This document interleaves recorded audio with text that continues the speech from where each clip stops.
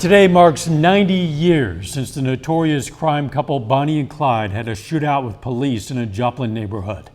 This is KOAM News at 6. I'm Dow Quick. KOAM's Yana Hautala learned more of the history of the event involving the infamous Barrow gang.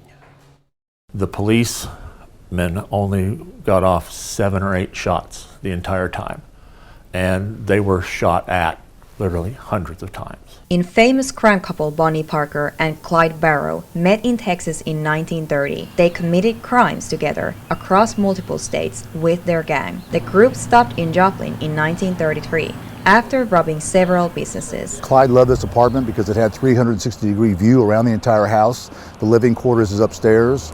They could hide the cars inside and not be seen by anybody outside. Joplin police officers and Newton County constables arrived at the house to check reports of a gun going off. Not prepared for the gang, the encounter led to an exchange of gunfire, ending with 2 law officers dead. McGinnis and Harriman, who both lost their lives in the shootout that day. And we think it's important for the public to know what the local cost to our community was instead of glamorizing gangsters. One of the officers' cars was pulled up to the garage. So during the shootout, they had to come in and release the handbrake so his car would roll down the hill before they could get out. The gang left behind a camera.